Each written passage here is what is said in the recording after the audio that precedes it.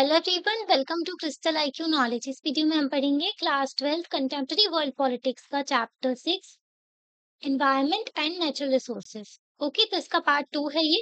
इससे पहले वाले पार्ट में जो है हमने कई सारी चीजें कवर की थी, है ना। तो वो प्लेलिस्ट में सेव है, आप देख सकते हो। तो हमने एनवायरमेंटल ग्लोबल कंसर्न और जो प्रॉब्लम्स के बारे में देखा था कि पोल्यूशन फैल रहा है। ओके, एग्रीकल्चर प्रोडक्टिविटी कम हो रही है और एरिया भी हमारे पास कम बचा है, पॉपुलेशन बढ़ रही है, ठीक है। तो उनकी डिमांड्स भी बढ़ रही है ना, खाने को चाहिए, रहने को चाहिए, इंफ्रास्ट्रक्चर चाहिए, ठीक है, बिल्डिंग चाहिए, हॉस्पिटल चाहिए, एजुकेशन के लिए इंस्टीट्यूशंस चाहिए, तो सारी डिमांड बढ़ती जा रही है ना। तो फॉरेस्ट वगैरह सब डिग्रेड हो रहे हैं, डिफॉरेस्टेशन किया जा रहा है बहुत ही ज़्यादा, है ना। और जो है वाटर पॉल्यूशन है, वाटर जो है स्कार्स है, स्कैरसिटी ऑफ वाटर देखने को मिल रहा है। ओके, ओज़ोन होल हो गया है, ये सारी चीज़ें भी हमने देखी थी अंटार्कटिका में, है ना, कि ओज़ोन होल देखने को मिल रहा है स्ट्रेटोस्फेयर में। ये सारी चीज़ें हमने समझी थी। एजेंडा 21 के बारे में समझा था। रियो अर्थ समिट जो हुई थी, रियो ठीक है, जो ब्राज़ील में। तो यहाँ पर जो अर्थ समिट हुई थी 1992 में, तो इसके बारे में एजेंडा 21 निकल के आया था, तो ये भी हमने देखा था। प्रोटेक्शन ऑफ ग्लोबल कॉमन समझा था हमने, जो अंटार्कटिका में जो अंटार्कटिका ग्लोबल कॉमन्स में आता है। ओके, तो यहाँ पर जो है ओज़ोन होल भी हो गया है, तो कई सारी गैसेज़ रिस्पॉन्सिबल है इसके लिए। ग्रीन हाउस गैस एमिशन को कम करना है। क्योटो प्रोटोकॉल के बारे में हमने समझा था।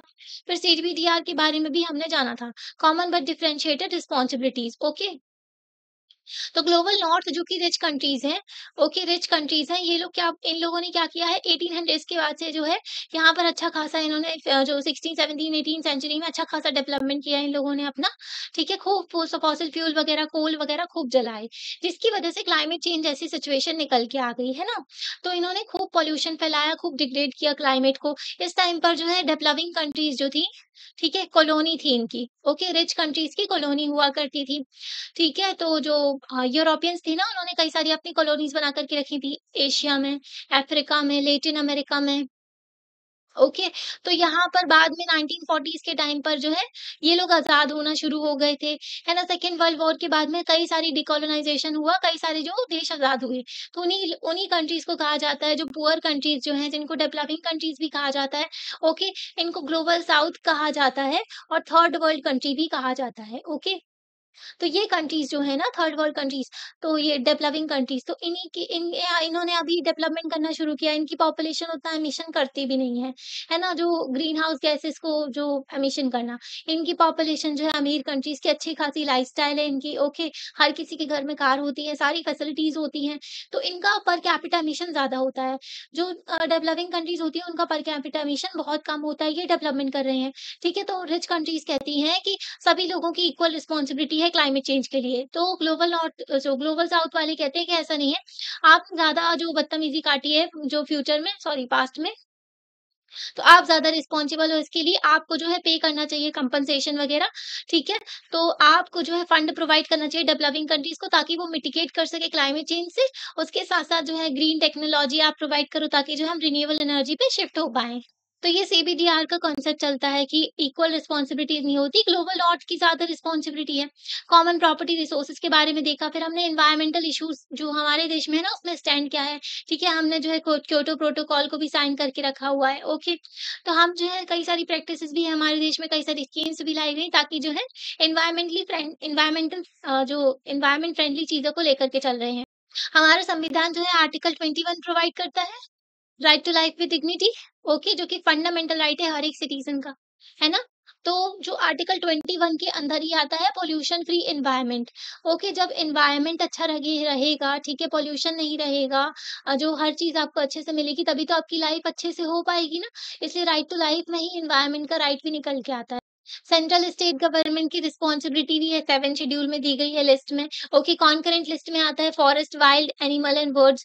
तो उनकी रिस्पॉन्सिबिलिटी होती है कि इनको प्रोटेक्ट करना। पर देखने को क्या मिलता है कि डिफॉरेस्टेशन हो रहा है, फॉरेस्ट को काटा जा रहा है, ज़माने की चीज़ें। अब देखेंगे हम एनवायरमेंटल मूवमेंट्स, तो हम देखेंगे जैसे नहीं चिपको मूवमेंट हुआ था उत्तराखंड में, वैसे ही ना कई सारे मूवमेंट्स के बारे में भी हम जानते हैं, ठीक है, जानेंगे। तो हमने अभी देखा गवर्नमेंट जो है इंटरनेशनल लेवल पे पहुँच गई, एजेंडा 21 देखा हमने, ठीक है। जो कॉप 29 हो रही है, सॉरी, जो कॉप 30 होगी अभी रिसेंटली, जो नवंबर में होती है ये, तो कॉन्फ्रेंस ऑफ पार्टीज की मीटिंग होती है क्लाइमेट चेंज के ऊपर, ये लोग बातचीत करते हैं, है ना? पर स्टेप्स कुछ भी नहीं लेते क्योंकि पैसा देने तैयार नहीं है rich countries to developing countries को। ठीक है, तो एनवायरमेंटल डिग्रेडेशन हो रहा है, इसलिए इंटरनेशनल लेवल पे अब बातचीत करने लगे हैं, नेगोशिएशन करने लगे हैं, किस तरीके से जो है क्लाइमेट चेंज को रोकना है, एनवायरनमेंट को जो है रिस्टोर करना है, ये सारी चीज़ों पर, है ना? बट कुछ चीज़ें और भी देखने को मिलती है कि जो इस चैलेंज का रिस्पॉन्स जो है ना, गवर्नमेंट उतना नहीं दे रही है जितना कि कई ग्रुप्स दे रहे हैं। ठीक है, जो वॉलंटरी अपने आप से जो खुद की इच्छा से काम कर रहे हैं, जिनको एनवायरनमेंट की चिंता है, वो लोग प्रोटेक्ट कर रहे हैं। होते हैं ना कई सारे एनजीओज़ होते हैं, एक्टिविस्ट होते हैं जो कि इस दिशा में काम करते हैं। कुछ लोग जो है इंटरनेशनल लेवल पे काम करते हैं, कुछ लोग जो है लोकल लेवल पे काम करते हैं, है ना? तो एनवायरनमेंटल मूवमेंट जो होते हैं बहुत ही डाइवर्स होते हैं, पावरफुल होते हैं ये सोशल मूवमेंट अगर पूरी दुनिया में देखें तो। है ना? सोशल मूवमेंट जो होते हैं एक पॉलिटिकल एक्शन की तरह भी एक निकल के आते हैं ये, है ना? और जो मूवमेंट्स होते हैं इसमें से कई सारे नए आइडियाज़ भी निकल के आते हैं और नए-नए विज़न्स भी निकल के आते हैं, है ना? क्या करना चाहिए, कैसे करना चाहिए, ठीक है? और क्या नहीं करना चाहिए, तो ये सारे कई सारी जो चीज़ें निकल के आती हैं, आइडियाज़ निकल के आते हैं। तो यहाँ पर कुछ एग्ज़ाम्पल दिया गया है, डाइवर्सिटी दिखाई दिखाई गई है, इम्पोर्टेंस जो कंटेम्परेरी जो आज के टाइम पर जो एनवायरमेंटल मूवमेंट चले हैं, उसके बारे में बताया गया है। फॉरेस्ट मूवमेंट चलाए गए जो फॉरेस्ट मूवमेंट जो साउथ कंट्रीज़ है ना, जो ग्लोबल साउथ है ना, तो उसमें Mexico, Chile, Brazil, Malaysia, Indonesia, continental Africa, Africa की कंट्रीज़ के बारे में और इंडिया में, है ना? तो यहाँ कुछ एग्ज़ाम्पल दिए गए हैं, जिसमें जो प्रेशर तो कई सारे प्रेशर फेस किए यहाँ पर, ठीक है? मूवमेंट चलता है तो गवर्नमेंट के ऊपर प्रेशर पड़ता है ना, तो फॉरेस्ट क्लियरिंग जो थर्ड वर्ल्ड कंट्रीज़ में आप देखो, अब थर्ड वर्ल्ड कंट्रीज़ अपना डेवलपमेंट कर रही हैं, डेवलपिंग कंट्रीज़ में अच्छी खासी रोड, इंफ्रास्ट्रक्चर सब कुछ बन चुका है, उन्होंने पहले ही खूब पेड़ काट दिए हैं। अब हमारे जो गरीब देश हैं, वहाँ पर डेवलपमेंट हो रहा है, तो वहाँ पर फॉरेस्ट काटे जाती हैं, तो वहाँ पर मूवमेंट शुरू हो जाती है एनवायरमेंटल कि आप ऐसा क्यों कर रहे हो, है ना? तो जो है फॉरेस्ट क्लियरिंग बढ़ता जा रहा है थर्ड वर्ल्ड कंट्रीज़ में तो बहुत ही ज़्यादा रेट में ये बढ़ता जा रहा है। 3 डिकेड्स हो गए, 30 साल हो गए एनवायरमेंटल एक्टिविज़्म के, डिस्पाइट दिस जो है फॉरेस्ट क्लियरिंग बढ़ता जा रहा है, डिफॉरेस्टेशन बढ़ रहा है, ओके? तो डिस्ट्रक्शन जो है वर्ल्ड की जो बड़ी-बड़ी फॉरेस्ट तो वो उसका भी इंक्रीज़ हो गया है, ठीक है? फॉरेस्ट को मतलब काटा जा रहा है ताकि लोगों के लिए घर बना सकें, एग्रीकल्चर के लिए लैंड निकाल सकें, है ना? फॉरेस्ट रिसोर्सेज़ को एक्सट्रैक्ट कर सकें। तो मिनरल इंडस्ट्री जो है बहुत ही पावरफुल है प्लैनेट में, है ना? अगर देखें ना माइनिंग के लिए भी कई सारे पेड़ काट दिए जाते हैं, पता चलता है अरे यहाँ पर तो रिसोर्सेज़ घुसे हुए हैं, चलो माइनिंग करते हैं और यहाँ से सारे जो है खनिज निकाल के ले आते हैं।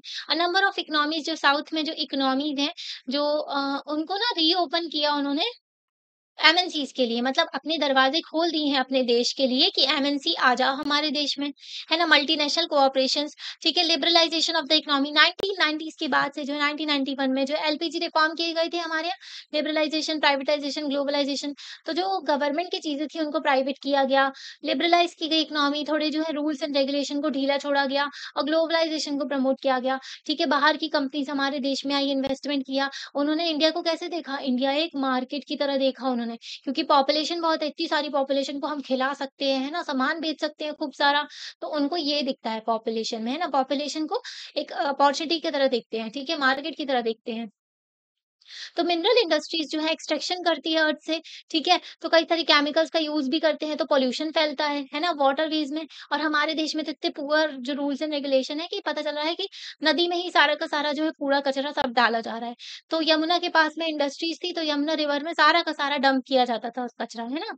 तो आज भी देखने को मिलता है कई सारी इंडस्ट्री जो है रिवर में डायरेक्टली डंप कर देते हैं अपना, ठीक है? लैंड जो क्लीयरेंस हुआ नहीं मतलब कि क्लीयरेंस हो रहा है नेटिव वेजिटेशन का, तो कई सारे पेड़-पौधे सबको काट दिया जाता है। डिस्प्लेसमेंट होता है कम्युनिटीज़ का, इनको पता चल गया यहाँ पर अच्छा रिसोर्सेज़ है, यहाँ पर कोई कम्युनिटी रह रही होगी फॉरेस्ट वाली, ठीक है? यहाँ पर फॉरेस्ट भी हैं, खूब सारे पेड़-पौधे हैं यहाँ पर, तो उन लोगों ने क्या किया आकर के पेड़-पौधे काटे और लोगों के घर-वर सब उजाड़ दिए, ठीक है? उन लोगों को वहाँ से भगा दिया, वहाँ पर जाकर के माइनिंग करने लगे, ठीक है? या फिर फैक्ट्री सेटअप कर दी, कुछ और करने लगे, है ना?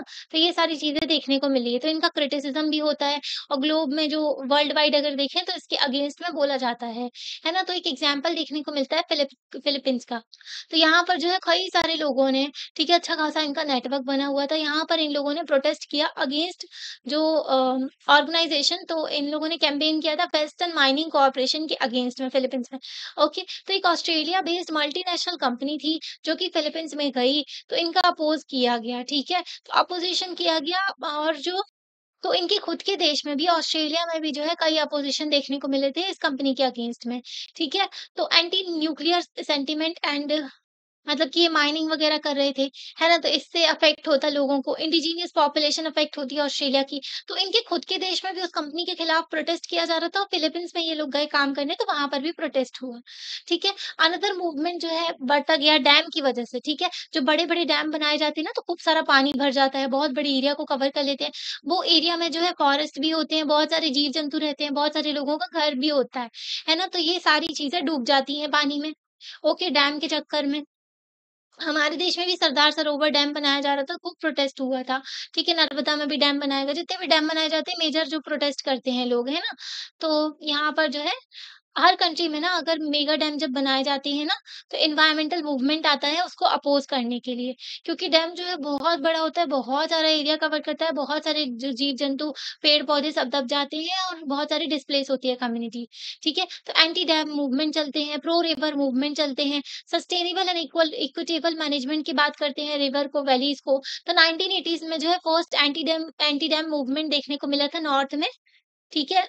तो फ्रैंकलिन रिवर थी जो ऑस्ट्रेलिया में, तो इसके आस-पास खूब सारा फॉरेस्ट था, तो बोला गया कि भई आप जो है यहाँ पर डैम मत बनाओ। तो ये फॉरेस्ट कैंपेन भी था और एंटी डैम कैंपेन भी था। ओके, तो आज के टाइम पर ना जो बड़े-बड़े डैम बनाए जा रहे हैं ग्लोबल साउथ में, है ना? ऑस्ट्रेलिया भी अमीर कंट्री में आता है इसलिए उसको ग्लोबल नॉर्थ में काउंट कर लेते हैं।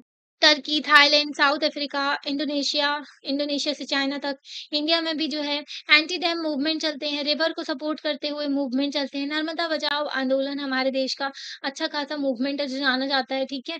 तो एंटी डैम मूवमेंट जो होते हैं यहाँ पर, ठीक है? एनवायरमेंटल डिग्रेडेशन होते हैं, उसके खिलाफ भी मूवमेंट करते हैं। मोस्ट जो इम्पोर्टेंट ना आइडिया इसमें क्या होता है कि नॉन वायलेंस, वो शांति से बैठ कर के प्रोटेस्ट करते हैं, सत्याग्रह करते हैं, है ना? महात्मा गांधी की तरह। अभी यहाँ पर देखो क्या दिया हुआ है, आर फॉरेस्ट मतलब कि जो फॉरेस्ट हैं क्या वो ऐसे ही खाली पड़े हैं, उजड़े हैं क्या ऐसे ही है ना, खाली लैंड है? तो यहाँ पर बोला गया है कि जो फॉरेस्ट मूवमेंट साउथ के हैं ना, जो ग्लोबल साउथ के, ठीक है, ग्लोबल नॉर्थ, इस पर डिफरेंस पता है ना आपको? ये रिच कंट्रीज़, ये जो है डेवलपिंग और पुअर कंट्रीज़ है ना? तो ये जो ग्लोबल साउथ की मूवमेंट है ना, ये अलग होते हैं ग्लोबल नॉर्थ के। क्योंकि ग्लोबल साउथ के जो फॉरेस्ट होते हैं ना, उसमें जो है कई सारे लोग रहते हैं, वहाँ पर अच्छी खासी चहल-पहल रहती है ना? और जो अगर ग्लोबल नॉर्थ की अगर हम बात करते हैं ना, यहाँ पर ज़्यादा लोग नहीं रहते हैं, ठीक है? ह्यूमन हैबिटेट नहीं होता है इतना जो, ठीक है? क्योंकि इनकी जो है कंडीशन इम्प्रूव हो चुकी है ग्लोबल नॉर्थ के लोगों की, तो वो लोग नहीं रहते हैं। तो इससे हमें एक्सप्लेन जो ना इस सिचुएशन का पता चलता है जो विल्डरनेस जो है नॉर्थ में, ठीक है? तो उसको वाइल्ड प्लेस कंसीडर किया जाता है नॉर्थ में, जहाँ पर लोग नहीं रहते हैं। तो उसको कंसीडर किया जाता कि वो तो खाली ज़मीन है, ऐसी उजड़ी हुई ऐसी पड़ी है। तो ऐसे बोलते हैं ग्लोबल नॉर्थ में फॉरेस्ट वाली ज़मीन को। पर्सपेक्टिव अगर ह्यूमन तो इस पर्सपेक्टिव से हम देखें इस नज़रिए से तो ह्यूमन को ना नेचर का पार्ट ही समझा जाता है। दूसरे वर्ड में ना एनवायरनमेंट को ऐसा माना जाता है समवेयर आउट देयर। तो ह्यूमन से एनवायरनमेंट को बचाना है। कैसे बचाना है? बाय पार्क क्रिएट कर दो, रिज़र्व क्रिएट कर दो। दूसरी तरफ देखें तो ज़्यादातर जो एनवायरनमेंटल इश्यूज़ जो हैं साउथ में, वो बेस्ड होते हैं असम्पशन दैट लोग जो रह रहे हैं फॉरेस्ट में, ठीक है? ग्लोबल साउथ में ना एक डिफरेंस देखने को मिलेगा कि ग्लोबल साउथ में जो मूवमेंट चलते हैं ना क्योंकि फॉरेस्ट में लोग रहते हैं, कम्युनिटी जो है बसती है फॉरेस्ट में, है ना? कई सारे लोग जो है फॉरेस्ट एरिया में रहते हैं। तो जो विल्डरनेस जो ओरिएंट जो पर्सपेक्टिव है ना कि खाली जगह पड़ी हुई है, क्योंकि ये जो अमीर कंट्रीज़ है ना, यहाँ के लोग फॉरेस्ट में नहीं रहते हैं। ये लोगों की लाइफ़स्टाइल बहुत डेवलप्ड हो चुकी मतलब इनकी लाइफ़स्टाइल बहुत ही अलग होती है ग्लोबल साउथ की लाइफ़स्टाइल से, है ना? तो ये मानते ही हैं ऐसा ऑस्ट्रेलिया, स्कैंडिनेवियन जो कंट्रीज़ होती है, तो नॉर्वे, स्वीडन जो हो गए, फिनलैंड हो गए, है ना? तो नॉर्थ अमेरिका एंड न्यूज़ीलैंड हो गए, तो ये कंट्रीज़ जो है ना इनकी इस रीजन में क्या होता है, जो अंडर डेवलप्ड जो है मतलब तो खाली पड़ा पड़ा हुआ ऐसे ही एरिया है, ठीक है? तो ये सब देखने को मिलता है। तो ऐसा नहीं कह सकते कि इंडिया में जो है विल्डरनेस जो कैम्पेन्स होते हैं, तो वो पूरे मिसिंग हैं साउथ में, ठीक है? मतलब जो ये कैम्पेन्स है ना कि खाली पजड़ा उजड़ा सॉरी तो ये जो लैंड है इसके अगेंस्ट जो कैंपेन वगैरह नहीं होते हैं, है ना? फिलीपींस की बात करें तो यहाँ पर ग्रीन ऑर्गेनाइज़ेशन फाइट कर रही थी ताकि ईगल्स को बचा सकें, ठीक है? उनका जो प्रे है ना, जो खाना खाते हैं वो जो छोटे-छोटे जो जानवर होते हैं उनको खाते हैं ना, तो इनका एक्सटेंशन ना हो। इंडिया में ना बैटल चलती है कि प्रोटेक्ट कर सकें जो लो नंबर जो हो गया है बंगाल टाइगर्स को। हमारे देश में जो है हर 4 साल में ट्राइबल जो टाइगर का सर्वे कंडक्ट करवाया जाता है, ठीक है? तो उसमें पता चला है कि अब तो वर्ल्ड के सबसे ज़्यादा टाइगर देश में हमारे देश में है ना। अफ्रीका में जो है बड़ा कैंपेन चलता है, ठीक है? तो ये प्रोटेक्ट करने की बात कर रहे हैं तो इस एरिया में जानवर रहते हैं, ठीक है? वहाँ पर ह्यूमन्स नहीं रह रहे होते हैं। ओके, तो अफ्रीका में लॉन्ग के बड़ा अच्छा खासा कैंपेन चला जो आइवरी ट्रेड के अगेंस्ट जो हाथी के दांत होते हैं ना वो सब व्यापार किया जाता है। आइवरी जो कोस्ट भी है कोट डी आइवरी यहाँ पर ये कंट्री जो है, यहाँ पर जो है कोस्ट भी है, ठीक है? तो यहाँ से जो है अंग्रेज़ जो है हाथी के दाँत ले जाया करते थे, तो उसी के नाम पर जो है ये पड़ गया। तो आइवरी ट्रेड जो है और एलिफेंट्स को मारा जाता है, तो इसके अगेंस्ट भी कैंपेन किए जाते हैं अफ्रीका में, ओके? तो सबसे जो फ़ेमस जो विल्डरनेस स्ट्रगल है, वो जो है फ़ॉरेस्ट में हुआ ब्राज़ील में और इंडोनेशिया में। ये सारे जो कैंपेन है, ये फ़ोकस करते हैं इंडिविजुअल स्पीशीज़ पे as well as the conservation of the ठीक है और जो ये जो खाली हैबिटेट पड़ा हुआ है ना, जो जंगल पड़ा हुआ है, तो ऐसा नहीं है अगर ह्यूमन नहीं रहेंगे तो वहाँ पर जो है कंज़र्व नहीं करेंगे हम उस चीज़ को, सफाई करके अलग कर देंगे, ऐसा नहीं होता है। उस फ़ॉरेस्ट में कई सारे जीव-जंतु रहते हैं ना, तो इसको कई सारे लोग सपोर्ट करते हैं। तो जो कई सारे जो इश्यूज़ निकल के आते हैं, तो इनको रीनेम किया जाता है, बायोडायवर्सिटी इश्यू कहा जाता है। ठीक है? ऐसा कांसेप्ट जो विल्डरनेस जो है, प्रूव करता है कि जो विल्डरनेस का जो कॉन्सेप्ट है, साउथ में उतना नहीं चला, ठीक है? तो कई सारे कैम्पेन्स किए गए, ठीक है? जो फंड करती हैं एनजीओज़ वगैरह भी इसको, वर्ल्ड वाइड फंड भी हो गए, एसोसिएशन लोकल पीपल के साथ में जो है कंज़र्व करने की बात करते हैं। तो मतलब ना यहाँ पर ये बोला गया था कि साउथ में उतना कंज़र्व नहीं करेंगे इन चीज़ों को क्योंकि वहाँ पर अगर लोग नहीं रहते तो उस एरिया को जो फ़ॉरेस्ट वग़ैरह को काट देंगे, इसलिए उसको बायोडायवर्सिटी इश्यू का नाम दिया जाने लगा अब इश्यूज़ को, है ना? कोई भी जो एनवायरनमेंट का इश्यू है, ताकि जो है लोग उस पे फ़ोकस करें, ठीक है? कई सारी ऑर्गनाइज़ेशन भी इस दिशा में काम करती हैं ताकि एनवायरनमेंट को प्रोटेक्ट किया जाए, ठीक है? रिसोर्स जियोपॉलिटिक्स तो रिसोर्स जियोपॉलिटिक्स जो है इसमें किसको कितना मिलना चाहिए, है ना? कहाँ, कैसे और कब, ठीक है? तो के रिसोर्सेज़ का डिस्ट्रीब्यूशन की बात करें, रिसोर्सेज़ जो हैं, तो इसमें ना जिसकी वजह से जो यूरोपियन पावर्स थी, ये लोग फैल गए, है ना? मतलब लालच ही तो था कि यहाँ दुनिया को देखना है, ठीक है? कहाँ पे क्या है, कितना क्या है, ठीक है? फिर उन्होंने एक्सट्रैक्ट करना शुरू कर दिया रिसोर्सेज़ को दूसरे देशों से अपने देश में जो है सामान वग़ैरह हर चीज़ लेकर के आने लगे। फिर धीरे-धीरे करके इन्होंने एक्सप्लॉइटेशन बढ़ा दिया, है ना? इनका लालच जो है ग्रीड ज़्यादा बढ़ गया, है ना? तो इन्होंने फ़ोकस किया था इंटर-स्टेट राइवलरी में, ठीक है? जो एक स्टेट की दूसरे स्टेट के साथ में दुश्मनी होती है ना वो।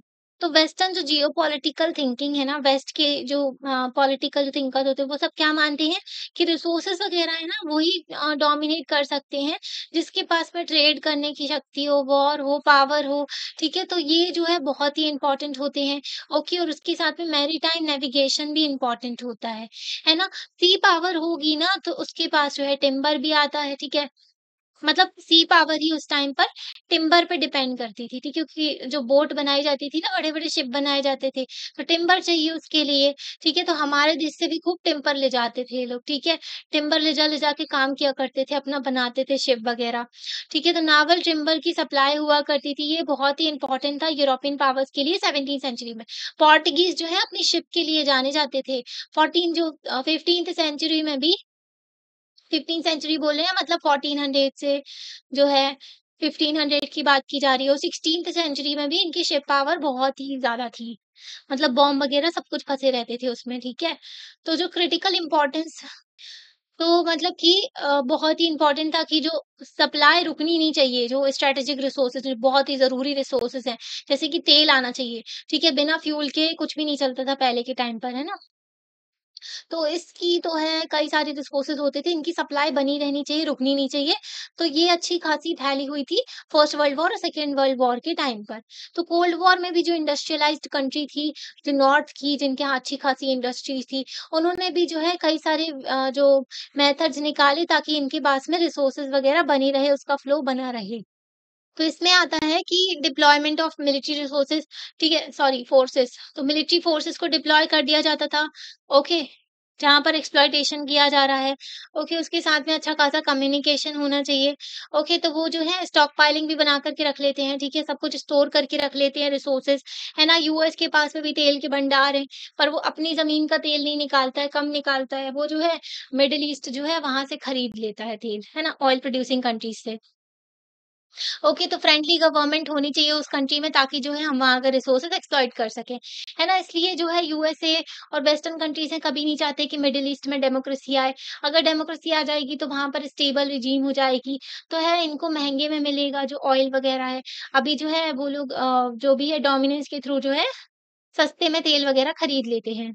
अपनी फ्रेंडली गवर्नमेंट रहती है अगर, ठीक है, दूसरे देश में जो है अपनी फ्रेंड जैसी गवर्नमेंट रह रही है, अपनी पपेट है, ठीक है, अपने हिसाब से वो काम कर रही है, मतलब हमारे देश के हिसाब से काम कर रही है, तो ज़्यादा अच्छा रहता है ना। जैसे सऊदी अरेबिया हमेशा ट्राई करता है कि यमन में जो है पपेट रिजीम रहे, ठीक है? मतलब सऊदी अरेबिया की फ़ेवर वाली गवर्नमेंट रहे, ऐसे ही हर देश ट्राई करता है। ओके, तो सपोर्ट करना मल्टीनेशनल कंपनीज़ को भी सपोर्ट करेगी वो, और जो है इंटरनेशनल एग्रीमेंट में भी उनको फ़ेवर करेगी। ट्रेडिशनल जो वेस्टर्न स्ट्रेटेजिक थिंकिंग है, जो वेस्टर्न लोग जो सोचते हैं ना, तो वो लोग क्या उनको सप्लाइज़ चाहिए, ओके, तो वो थ्रेटन नहीं होनी चाहिए सोवियत यूनियन से। पहले इनको बहुत डर लगता था कि यूएसएसआर से जो है सप्लाई जो है इसकी वज़ह से बंद ना हो जाए। तो वेस्टर्न कंट्रीज़ जो थी ना ऑयल को कंट्रोल किया करती थी गल्फ रीजन में, जो मिडल ईस्ट का रीजन है ना, तो वहाँ पर जो है वेस्ट एशिया भी कहते हैं उसको, तो वहाँ पर जो है ऑयल वग़ैरह को कंट्रोल करते थे। तो इनका मिनरल इंटरेस्ट भी है सदर्न में and central Asia, central Africa में। तो अफ्रीका में भी इनको, तो मतलब जहाँ रिसोर्सेज़ हैं, जहाँ इनका फ़ायदा है, तो वहाँ पर जो है इनके हिसाब से चीज़ें चलनी चाहिए। तो end of the cold war की और इन्हीं की दिशा में जो है आज के टाइम पर चाइना चल रहा है, ठीक है? तो चाइना भी क्या करता है, खूब उधार देता है अफ्रीकन कंट्रीज़ को, उनको अपना गुलाम बना लेता है, ठीक है? और फिर वहाँ से जो है सस्ते में खूब सारे रिसोर्सेज़ निकाल कर के अपने देश में ले जाता है। तो कोल्ड वॉर खत्म होने के बाद में यूएसएसआर का डिसइंटीग्रेशन हो गया, तो सप्लाई मिल गई इनको, अब इनको इतनी चिंता नहीं थी। मतलब मिडल ईस्ट से रिलेटेड तो इनकी चिंता थोड़ी कम थी, पर हाँ, सोवियत यूनियन जब ब्रेक हो गया था, तो इनको क्या है कि जो सेंट्रल एशियन कंट्रीज़ है ना, वहाँ पर रेडियो एक्टिव मटीरियल मिलते हैं, यूरेनियम वगैरह, थोरियम वगैरह, है ना? तो उसकी सप्लाई अच्छे से नहीं बनेगी, उसकी भी चिंता लगी रहती थी इनको, है ना? क्योंकि इनको चाहिए न्यूक्लियर वेपन बनाना है, न्यूक्लियर एनर्जी बनाना है। ऑयल जो है आज के टाइम पर भी इम्पोर्टेंट रिसोर्सेज़ है, ऑयल की इम्पोर्टेंस उतनी कम नहीं हुई है। भले ही रिन्यूएबल एनर्जी पे शिफ्ट हो रहे हैं, पर ऑयल जो है इम्पोर्टेंट है। ग्लोबल इकोनॉमी जो है ऑयल के ऊपर डिपेंडेंट थी 20th सेंचुरी तक। ओके, ये बहुत ही ज़्यादा जो इम्पोर्टेंट फ्यूल हुआ कर, तो एक जगह से दूसरी जगह इसको जो है सप्लाई किया जाता था, तभी तो ऑयल स्पिल हो जाते हैं। ऑयल स्पिल हमने पढ़ा था ना, अंटार्कटिका की साइड में ऑयल स्पिल हो जाते थे। ओके, तो ऑयल स्पिल की वजह से जो है कई सारी प्रॉब्लम देखने को मिलती हैं। तेल गिर जाता है पानी में, सोचो इतने बड़े-बड़े टैंकर्स होते हैं, इतना सारा तेल गिर जाता है जो सी के ऊपर, तो फिर क्या होता है ना? तो इमेंस वेल्थ देखने को मिलती है जो ये ऑयल जनरेटर्स के, मतलब कि ये जो तो इसमें ना ख खूब सारा पैसा है, ठीक है? तो इस पे कब्ज़ा जमाने के लिए सब लोग मरे जाते हैं। तो सद्दाम हुसैन और जो कुवैत के ऊपर जो है क्या इन्वेज़न कर दिया था इराक ने, और फिर जो है यूएसए ने इराक के ऊपर जो है अटैक कर दिया था। तो ये सब इसलिए देखने को मिला था क्योंकि सद्दाम हुसैन जो है कोई तेल के कुएँ में आग लगा रहा था, है ना? तो ये सारी चीज़ें देखने को मिली थी। तो वही रिसोर्सेज़ का मामला था यहाँ पर भी। तो हिस्ट्री रही है पेट्रोलियम के लिए, इन सब चीज़ों के लिए वॉर भी होता है, स्ट्रगल भी होता है, ठीक है? तेल के लिए। ओके, कच्चा तेल खरीद के लाते हैं, उसमें से पेट्रोल, डीज़ल, ग्लिसरीन ज़माने भर की चीज़ें निकलती हैं फिर। ओके, हमारा देश भी खूब इम्पोर्ट करता है, 5 million barrel something per day. एक बैरल में जो है 169 168 लीटर करके आता है। ओके, ऐसा ड्रम होता है ना, सॉरी अरे! ये ड्रम टाइप का होता है ना, ये बैरल कहलाता है। तो इसमें जो है भर के लाते हैं तेल, खूब सारे कंटेनर्स होते हैं ये। तो वेस्ट एशिया, सेंट्रल एशिया जो है कॉन्फ्लिक्ट का ज़ोन बना रहता है। वेस्ट एशिया जो है, जो गल्फ रीजन है, इसमें 30% जो ग्लोबल ऑयल प्रोडक्शन होता है। ये लोग तेल खूब बेचते हैं, ठीक है? निकाल-निकाल के ज़मीन से। इसमें पर है 64% प्लैनेट का ओन रिज़र्व है। मतलब 64% यहाँ पर रिज़र्व है, ठीक है? मतलब तेल वगैरह पाया जाता है यहाँ पर, और यहाँ पर ना ये एक ही इकलौता रीजन है जब तेल की डिमांड ज़्यादा होती है ना, तो ये उसको फुलफ़िल कर पाता है, ये जो रीजन है, ये जो एरिया है उससे, ठीक है? जितना भी तेल वग़ैरह निकाला जाता है। सऊदी अरेबिया जो है, अब ये वर्ल्ड का अगर देखें तो क्वार्टर इसके पास में भरा पड़ा है, अच्छा खासा रिज़र्व, सिंगल लार्जेस्ट प्रोड्यूसर है ये, खूब सारा जो प्रोड्यूस करता है, ऑयल निकालता है, तेल निकाल-निकाल के बेचता है। इराक में भी अच्छे खासे रिज़र्व हैं, only second to Saudi Arabia, Saudi Arabia के बाद में इराक आता है। तो अभी भी कई सारा एरिया जो है इराक का अच्छे से जो है डिस्का एक्सप्लोर नहीं किया गया, इसको चेक वग़ैरह नहीं किया गया है। अगर पूरा चेक करते हैं तो मे बी यहाँ पर ज़्यादा रिज़र्व निकल सकते हैं। यूएस, यूरोप, जापान और जो ये इंडिया, चाइना है, तो ये लोग जो है ज़्यादा पेट्रोलियम जो कंज़्यूम कर रहे हैं, ठीक है? हमारे यहाँ तो पॉपुलेशन ज़्यादा है, चाइना की पॉपुलेशन ज़्यादा है इसलिए उनको ज़्यादा लगता है तेल वग़ैरह। बाकी ये जो अमीर कंट्रीज़ है ना, इनके यहाँ ठंड बहुत पड़ती है, यूरोप में, यूएस में, तो इनको तेल वग़ैरह, एनर्जी जो गैस वग़ैरह की ज़रूरत पड़ती है ताकि ये लोग गरम रह सकें, है ना? तो जब रशिया-यूक्रेन वॉर हुई थी ना, तो इन लोगों ने रशिया के ऊपर सैंक्शंस लगाए, तो रशिया ने भी इनके लिए सप्लाई बंद कर दी थी ऑयल एंड गैस की। तो इन लोग को भी रोना आ गया था, ठीक है? तो हमसे तो दूर ही है, ठीक है? तो अच्छा खासा डिस्टेंस देखने को मिलता है इस रीजन का, तो हमें इम्पोर्ट करके लाना होता है। तो जो गल्फ ऑफ यमन हो गया, तो वहाँ पर ना, सॉरी, ओमन। गल्फ ऑफ ओमन, जो पर्शियन गल्फ होता है, वहाँ से लेकर के आते हैं तेल, तो वहाँ पर भी जो है कई सारे इश्यूज़ देखने को मिलते हैं। कॉन्फ्लिक्ट वाला रीजन है और रेड सी के साइड भी जो है कॉन्फ्लिक्ट देखने को मिलता है, वहाँ से लेकर के आते हैं। सोमालिया के जो पायरेट्स हैं, वो चोरी करने की कोशिश करते हैं, ठीक है? तो वाटर एक और सबसे बड़ा क्रूशियल जो इश्यू है वर्ल्ड लेवल पे, ग्लोबल लेवल पे अगर बात करते हैं वाटर की तो, ठीक है? वाटर पॉलिटिक्स की। तो रीजनल वेरिएशंस देखने को मिलते हैं, कहीं बहुत ज़्यादा डेज़र्ट है, ठीक है? कहीं पर बहुत ज़्यादा पानी है, कहीं पर बिल्कुल पानी नहीं है, कहीं पर सूखा देखने को मिल रहा है एकदम, है ना? तो ऐसे वेरिएशंस देखने को मिलते हैं, हमारे देश में भी वेरिएशंस देखने को मिलते हैं। राजस्थान साइड बिल्कुल भी पानी नहीं रहता, बहुत ही कम रहता है ना? अगर हम साउथ में देखें तो तमिलनाडु, चेन्नई साइड जो है वहाँ पर पानी की कमी पड़ती है, ओके? और नॉर्थ ईस्ट रीजन में देखें तो मेघालय में खूब बारिश होती है ना? तो ये वेरिएशंस देखने को मिलते हैं। यहाँ पर जो है कम बारिश होती है राजस्थान साइड, है ना? तो रीजनल वेरिएशंस देखने को मिलते हैं, फ्रेश वाटर रिसोर्सेज़ कम है। जो गंगा रिवर सिस्टम है उसकी वजह से जो है नॉर्थ में खूब पानी रहता है। ओके, तो रिवर्स भी बहुत इंपॉर्टेंट रोल प्ले करती हैं इसमें। तो वाटर रिसोर्सेज को शेयर करने के ऊपर भी डिसएग्रीमेंट हो गया था 21st सेंचुरी में, कॉन्फ्लिक्ट देखने को मिले कई सारे, ठीक है? तो एक रिवर जो है कई जो देशों से निकल के जाती है, तो झगड़े भी हो जाते हैं पानी के चक्कर में, ठीक है? जैसे ब्रह्मपुत्र जो है हमारे देश में आती है तिब्बत से होकर के, अब तिब्बत जो है उसको कैप्चर कर लिया चाइना ने, है ना? अब तिब्बत पे कंट्रोल है चाइना का। तो अब चाइना जो है ब्रह्मपुत्र रिवर पे जो है एक बहुत बड़ा वर्ल्ड का डैम बनाने वाला है। तो उसकी वजह से नुकसान तो हम लोगों को होगा ना, हमारे देश को, क्योंकि चाइना जो है चिढ़ता है हमसे, चाहे तो कभी भी फ्लड छोड़ सकता है, कभी भी पानी छोड़ सकता है, जिसकी वज़ह से हमारी नॉर्थ ईस्टर्न रीजन में जो है फ्लड आ सकती है ना? और इसको वाटर बॉम्ब की तरह भी कहा गया है कि भाई ये तो हथियार की तरह यूज़ करेगा इसको, है ना? तो कुछ कमेंटर्स जो होते हैं वर्ल्ड पॉलिटिक्स में बोलते हैं वाटर वॉर्स होंगी। सूडान में कहा जा रहा था कि एक पानी के कुएँ की वजह से साउथ सूडान और सूडान जो है लड़ गए थे, ठीक है? तो अलग-अलग कंट्रीज़ हैं, डिवाइड हो गए थे ये लोग। तो साउथ सूडान और सूडान जो है आपस में लड़ गए थे, एक पानी के कुएँ की वजह से, है ना? तो पॉसिबिलिटी है कि ये कॉन्फ्लिक्ट और ज़्यादा वायलेंट हो सकता है, ठीक है? वाटर वॉर्स भी देखने को मिल सकती है ना? तो लाइफ सस्टेनिंग होता है क्योंकि भई जीवन के लिए पानी की ज़रूरत है, ठीक है? रिसोर्सेज़ की ज़रूरत है।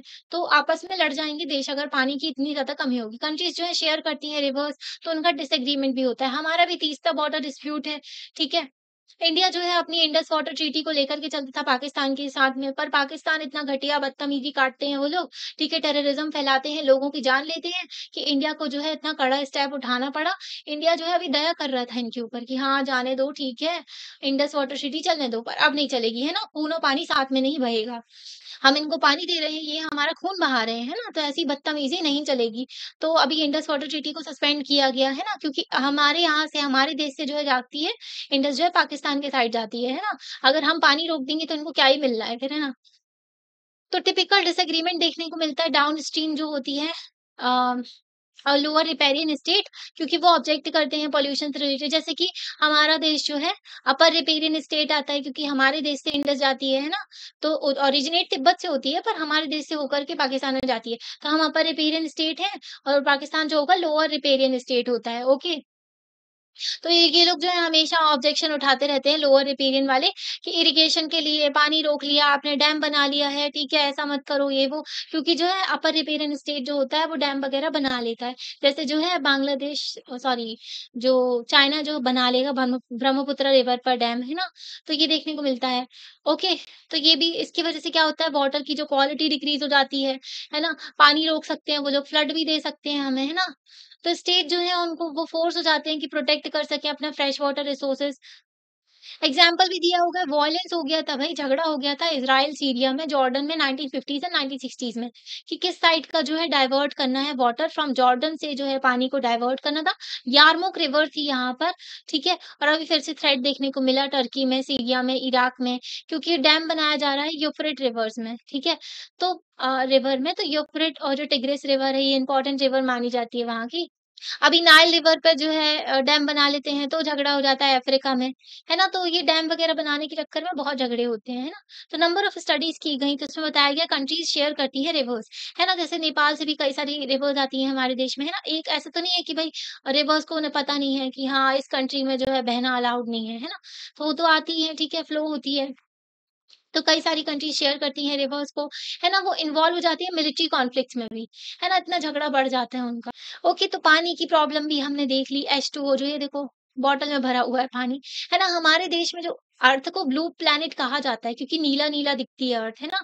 तो 71% जो है, ठीक है? और 29% जो है लैंड है और 71% जो है अर्थ में वाटर है। इसमें 71 में से भी जो 97.2% जो होता है, ठीक है? तो वो जो है ओशन में है, जो कि खारा पानी है, ओके? और सिर्फ़ 3% जो रिसोर्सेज़ कह सकते हो आप, ठीक है? 2.8 समथिंग कि इतना ही सिर्फ़ हमारे पास फ्रेश वाटर रिसोर्सेज़ है, ठीक है? सबसे ज़्यादा ग्लेशियर्स में पाया जाता है, जो कि ग्लेशियर्स अब पिघल रहे हैं क्लाइमेट चेंज की वज़ह से, है ना?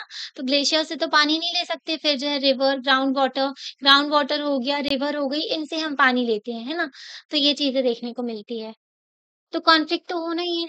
Indigenous people and their rights तो इंडिजिनियस पीपल के बारे में जो देखते हैं हम, ठीक है, ट्राइबल जो पीपल होते हैं, तो जब हम इंडिजिनियस पीपल की बात करते हैं ना इन लोगों की, तो इश्यू सामने आ जाता है एनवायरनमेंट का, रिसोर्सेज का एंड पॉलिटिक्स का, तीनों साथ में आ जाते हैं। यूएन है डिफाइन करते हैं इंडिजिनियस पॉपुलेशन कौन-सी होती है। ये इंडिजिनियस पॉपुलेशन वो पॉपुलेशन होती है जिसमें डिसेंडेंट होते हैं, मतलब ये जो है तो ये लोग जो है वहाँ पर रह रहे हैं, इनके पूर्वज भी वहाँ रहते थे, ठीक है? और फिर उससे पहले रहते थे फिर बाद में जो है बाहर के लोग जो हैं दूसरे डिफरेंट कल्चर के जो लोग हैं, वहाँ पर आकर के बस के रहने लगे, है ना? तो जो ओरिजिनली जो वहाँ पर रह रहे थे ना, उनको इंडिजिनियस पीपल कहते हैं, ठीक है? अमेरिका के इंडिजिनियस पीपल को सबको खत्म कर दिया था, जो बाहर के लोग आए थे, यूरोपियंस जो अमेरिका में बसे थे यूएस में, है ना? तो देखने को मिलता है जो इंडिजिनियस पीपल जो वहाँ पर बहुत पहले से रह रहे हैं, है ना? जब जो है, जो बाहर के लोग भी वहाँ नहीं आए थे, उनके पूर्वज भी वहाँ रहा करते थे, है ना? तो इंडिजीनियस पीपल आज के टाइम पर अगर उनकी बात करते हैं तो वो अपनी तरीके से रहने की कोशिश करते हैं, ठीक है? Socio economic, cultural, custom and tradition होते हैं उनके। ओके, दूसरे पार्ट ऑफ द कंट्री की बात करें तो उनसे अलग होते हैं। जैसे नहीं हमारे यहाँ भी जो ट्राइबल कम्युनिटीज़ होती हैं नॉर्थ ईस्टर्न रीजन में हमारे देश में, तो कई सारी ट्राइब्स हैं, उनके अलग कल्चर ट्रेडिशन है। उसकी भी हमारे देश में जो है उनको राइट्स दिए गए हैं संविधान में, है ना? उनको जो है पीसा एक्ट बनाया गया ताकि वो अपने हिसाब से चीज़ों को रेगुलेट कर सकें। Provision of panchayat extension through the schedule area act, ठीक है? 1996 का है ताकि जो है वो अपनी कस्टम, अपनी प्रैक्टिसेज़ को भी लेकर के चल सके और पंचायत को भी लेकर के चल सके, है ना? ऐसे ही जो है शेड्यूल्ड और जो ट्राइबल एरियाज़ होते हैं ना, वहाँ के लिए 6th शेड्यूल लाया गया, ठीक है? कि वहाँ पर जो है वो अपनी काउंसिल वगैरह होती है उनकी, तो वहाँ पर वो लोग सारे डिसीज़न लेते हैं अपनी कम्युनिटी से रिलेटेड, है ना? तो ये देखने को मिलता है। वर्ल्ड पॉलिटिक्स में देखें तो कॉमन इंटरेस्ट जो होता है ना अप्रॉक्सिमेटली 30 करोड़ इंडिजिनियस पीपल जो हैं फैले हुए हैं, जो वर्ल्ड में इंक्लूडिंग इंडिया, इंडिया को मिला करके, ठीक है? तो इनकी कॉमन इंटरेस्ट है क्या? ठीक है, जो 30 करोड़ जो लोग हैं, तो 20 लाख जो इंडिजिनियस पीपल जो हैं, अरे हाँ, सेंटिनलीज़ आइलैंड जो है उनको भी आप इंडिजिनियस पीपल कह सकते हो। अंडमान एंड निकोबार जो है, ठीक है? ऐसे-ऐसे आइलैंड्स हैं खूब सारे, ठीक है? तो यहाँ छोटा-सा एक आइलैंड है सेंटिनली आइलैंड, तो यहाँ पर जो है सेंटिनलीज़ जो कम्युनिटी रहती है, वो तो बिल्कुल ही नेचुरल है, वो बिल्कुल पुराने हैं, ठीक है? तो उनको पता ही नहीं है कि संविधान है, ठीक है? देश आज़ाद हो गया है, सब कुछ भी नहीं। वो अपनी पुरानी प्रैक्टिसेज़ हंटिंग, गैदरिंग ये सब करके रहते हैं, ठीक है? अभी एक जो यूएस का बंदा था, उसने घुसने की भी कोशिश की थी वहाँ पर, ठीक है? तो उसको पकड़ा लिया। वहाँ पे जो है प्रोहिबिट है लोगों का जाना, ठीक है? बाहर से लोगों को जाना किसी का भी। 20 लाख जो लोग हैं इंडिजिनियस पीपल कॉर्डला रीजन में रहते हैं फिलीपींस के, ठीक है? 10 लाख जो है माचू पिच्चू सॉरी माचू पिच्ची जो पीपल जो हैं चिली के, 6 लाख ट्राइबल पीपल हैं चित्तगोंग हिल्स में जो बांग्लादेश में, 35 लाख जो है नॉर्थ अमेरिकन नेटिव्स हैं, 50,000 जो है कूना लिविंग जो है ईस्ट पनामा कैनाल में रहते हैं, ठीक है? वहाँ पर 10 लाख जो है स्मॉल पीपल जो हैं सोवियत नॉर्थ में रहते हैं। तो ये थोड़ा डेटा बताया गया इंडिजिनियस पीपल का। तो दूसरे मूवमेंट्स की तरह ये जो इंडिजिनियस पीपल होते हैं, उनके खुद के स्ट्रगल्स भी होते हैं, एजेंडा भी होते हैं, राइट्स भी होते हैं, तो उसके बारे में वो लोग बताते हैं। इंडिजिनियस वॉइस जो होती है वर्ल्ड में पॉलिटिकली अगर बात करते हैं, मतलब ये लोग बोलते हैं कि इंडिजिनियस पीपल को जो है सभी की तरह इक्वली वर्ल्ड कम्युनिटी की तरह इक्वल की तरह ट्रीट करो, है ना? उनको जो है सबके साथ में लेकर के चलो, है ना? इंडिजिनियस पीपल जो है ऑक्यूपाई करते हैं सेंट्रल एशिया में, ठीक है, sorry central and south America में, अफ्रीका में, इंडिया में भी जो है जिन इंडिया में हमारे देश में जो इंडिजिनियस पीपल होते हैं ना, वो ट्राइबल्स कहते हैं, साउथ एशिया में भी, ओके। कई सारे जो अगर प्रेज़ेंट डे की बात करते हैं हम आइलैंड्स जो हैं ओशियाना में, ऑस्ट्रेलिया वाला रीजन है ना, तो उसके आस-पास जो छोटे-छोटे आइलैंड्स हैं, तो उन आइलैंड्स में भी रहते हैं ये लोग, ठीक है। तो पोलिनेशियन, मेलानेशियन, माइक्रोनेशियन पीपल जो हैं तो ये लोग रह रहे हैं हज़ारों सालों से, है ना? तो वो अपील करते हैं गवर्नमेंट से कि तो उनको अच्छे से जीने दिया जाए, उनकी आइडेंटिटी के साथ में है ना, वो अपनी जो है जो उनके कस्टम जो है, प्रैक्टिसेज़ हैं, उसको लेकर के चल सकें आगे। तो ऐसा भी बोलते हैं कि जो ये फ्रेज़ यूज़ किया जाता है कि बहुत टाइम से हम यहाँ पर रहते आ रहे हैं, बहुत सारा टाइम निकल चुका है ना? तो इस फ्रेज़ को यूज़ करते हैं इंडिजिनियस पीपल ताकि जो है अपनी ज़मीन वग़ैरह पर वो उनका जहाँ वो ओरिजिनेट हुए हैं, उनका हक रहे, है ना? तो तो अगर दुनिया के नज़रिए से देखते हैं तो भले ही वो लोग अलग-अलग जगह रह रहे हैं, पर उनका जो है कुछ ना कुछ सेम चीज़ें देखने को मिलती है, ठीक है? और उनकी जो लाइफ़ है वो इस चीज़ों को सपोर्ट करते हैं। तो ज़मीन का लॉस होना मतलब कि उनके हाथों से ज़मीन चले जाना, तो उनकी इकोनॉमिक रिसोर्सेज़ भी चली जाती है। तो ये इनके ऊपर सबसे बड़ा खतरा होता है, ठीक है? जैसे हमारे देश में ट्राइबल्स होते हैं, उनकी ज़मीन छीन ली जाती है, वहाँ पर माइनिंग वग़ैरह शुरू कर दी जाती है। क्या पॉलिटिकल ऑटोनॉमी एन्जॉय करते हैं वो लोग, ठीक है? बिना अटैचमेंट हुए फिज़िकल जो नहीं, मतलब कि जो ऐसी जो पॉलिटिकल जो आज़ादी है, ठीक है, ऑटोनॉमी है, उसका क्या ही मतलब है, अगर उनको जो है जीने के लिए ही कुछ चीज़ें जो उनकी छीन ली जाती हैं, ठीक है? आपने उनको पॉलिटिकल राइट्स दे दिए, पर उनकी ज़मीन, उनका घर-बार ही छीन लिया, ठीक है? उनके रिसोर्सेज़ छीन लिए, तो क्या ही मतलब है फिर, है ना? तो तो यहाँ पर जो है इंडिया की बात की जा रही है, तो जो डिस्क्रिप्शन है इंडिजीनियस पीपल का, तो इसमें शेड्यूल्ड ट्राइब देखा जाता है ना? हमारे जो संविधान में शेड्यूल्ड ट्राइब की तरह बोला गया है, ठीक है इनको, ठीक है? तो ये जो है 8% है पॉपुलेशन का, 8.61% पॉपुलेशन 2011 के सेंसस के अकॉर्डिंगली जो है, हमारे यहाँ ट्राइबल पीपल रहते हैं, ठीक है? सबसे ज़्यादा जो है मध्य प्रदेश, उड़ीसा, छत्तीसगढ़, ठीक है? महाराष्ट्र, ओके, गुजरात इस साइड पे रहते हैं। तो थोड़ा-सा अगर थोड़ी पॉपुलेशन को छोड़ दें हंटर गैदरर्स वाली कम्युनिटी जो कि सेंटिनलीज़ को कह सकते हो आप, ठीक है ना? अंडमान निकोबार आइलैंड जो होते हैं उनमें, ठीक है? तो उनको छोड़ कर के अगर ज़्यादातर बात करें, ज़्यादातर जो इंडिजिनियस पॉपुलेशन है, वो डिपेंड करती है किसके ऊपर? ज़मीन के ऊपर। तो वहीं पर वो लोग जो है स्लैश एंड बर्न एग्रीकल्चर भी प्रैक्टिस करते हैं। वहीं पर जो है वो अपनी सारी माइनर फॉरेस्ट प्रोड्यूस वगैरह भी निकालते हैं, है ना? तो वो ज़मीन के ऊपर बहुत डिपेंडेंट होते हैं। तो सेंचुरीज़ से देखा गया है तो ये लोग जो हैं मतलब बिना ऐसे कुछ रुके हुए जितनी ज़मीन इनको दिखती है, ठीक है? मतलब वो लोग कॉमन देखते हैं ना, तो वहाँ पर जो है अपना एग्रीकल्चर वग़ैरह करते हैं, तो फिर मेनली एग्रीकल्चर पे डिपेंड होते हैं वो लोग, ओके, ठीक है? तो ब्रिटिशर्स का जब रूल हुआ था, कॉलोनियल एडमिनिस्ट्रेशन था, तो इन्होंने कई सारी बुरी प्रैक्टिसेज़ की थी उनके साथ में, बहुत ज़्यादा उन लोगों को परेशान किया था। क्रिमिनल ट्राइब एक्ट तक लेकर के आ गए थे, लोगों को इतना परेशान किया था। वो चाहते थे कि ट्राइबल लोग जो हैं सेटल हो जाएँ, प्रॉपर एग्रीकल्चर करें और जो ब्रिटिश है उसको टैक्स पे करें, ठीक है? तो इन एरियाज़ जो कि पहले जो शेड्यूल्ड ट्राइब्स रहा करती थी, ठीक है? तो उनको ज़बरदस्ती फ़ोर्स किया गया, उनसे जो है एरिया वग़ैरह भी खाली करवाया गया। उनको फ़ोर्स किया कि तुम एग्रीकल्चर करो और टैक्स पे करो हमें, ठीक है? उनसे जो है मज़दूरी वग़ैरह कराए जाते थे ब्रिटिशर्स। तो ये सिर्फ़ हमारे देश में भी नहीं था, सिर्फ़ हमारे देश में नहीं था, साउथ ईस्ट एशियन जो नेशन थे, जैसे इंडोनेशिया वग़ैरह, वहाँ पर भी ये प्रॉब्लम्स देखने को मिल रही आज़ाद होने के बाद में संविधान ने इनको कई सारे प्रोटेक्शन दिए, रिज़र्वेशन दिया जॉब्स में, एजुकेशन में, पर फिर भी इनकी उतनी सिचुएशन इम्प्रूव नहीं हुई, ठीक है? पॉलिटिकल रिप्रेजेंटेशन भी दी गई, इनके लिए 6th शेड्यूल लाया गया, है ना? जो ट्राइबल एरियाज़ हैं, जहाँ पर कई सारी ट्राइब्स रहती हैं, ओके? और जो शेड्यूल्ड एरियाज़ होते हैं, जहाँ पर एक डोमिनेंट ट्राइब रहती है, 1 या फिर 2 ऐसे, तो यहाँ पर इनको ज़्यादा बेनिफिट मिला नहीं डेवलपमेंट का कंट्री में और सबसे ज़्यादा जो है डेवलपमेंट का कॉस्ट जो है, इन लोगों ने ही पे किया है। क्योंकि इनकी ये ज़मीन छिनती थी, फॉरेस्ट काटे जाते थे, वहीं पर ये लोग रहा करते थे, तो इनकी ज़मीन छिनती थी, इन लोगों को ही डिस्प्लेस किया जाता था। ओके, तो डेवलपमेंट प्रोजेक्ट्स के लिए इनको खूब डिस्प्लेस किया, इनको हटाया गया। ओके, इंडिपेंडेंस की बात है। इश्यूज़ जो रिलेटेड हैं इंडिपेंडेंस के पहले अंग्रेज़ों ने भी इनके साथ में खूब अत्याचार किए। तो इश्यूज़ जो रिलेटेड हैं राइट्स ऑफ इंडिजीनियस कम्युनिटी के अधिकारों की बात की जाती है, ठीक है? तो इनको नेग्लेक्ट किया जाता है डोमेस्टिक एंड इंटरनेशनल पॉलिटिक्स में। ओके, बहुत टाइम से इग्नोर किया जा रहा है इनको, ठीक है? ऑस्ट्रेलिया में भी नहीं एक कम्युनिटी अभी उनका जो सॉन्ग आया था उन्होंने पार्लियामेंट में तो वो जो है बहुत वायरल हुई थी। क्या ही नाम था उनका? ध्यान नहीं आ रहा।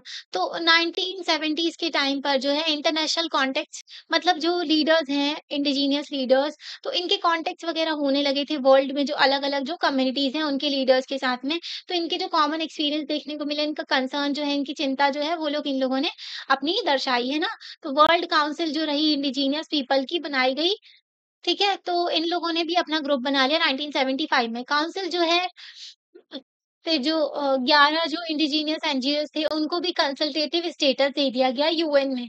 मतलब ये जो है अब यूएन में अपनी बात रख सकते हैं। कई सारे मूवमेंट्स जो हैं अगेंस्ट ग्लोबलाइज़ेशन के अगेंस्ट में जो मूवमेंट किए गए, वो चैप्टर 7 में हम पढ़ेंगे, है ना? तो हम फ़ोकस करेंगे इंडिजीनियस पीपल के राइट के बारे में। ओके, तो जो लोग हैं इंडिजीनियस पीपल, उनके अधिकारों के बारे में भी हम फ़ोकस करेंगे। ठीक है? तो चैप्टर हो गया है कंप्लीट। आपको लेक्चर कैसा लगा आप लाइक करके बता सकते हो। चैनल को सब्सक्राइब भी कर सकते हो, अपने फ्रेंड्स के साथ में शेयर भी कर सकते हो। Thank you. फिर मिलते हैं नेक्स्ट लेक्चर में।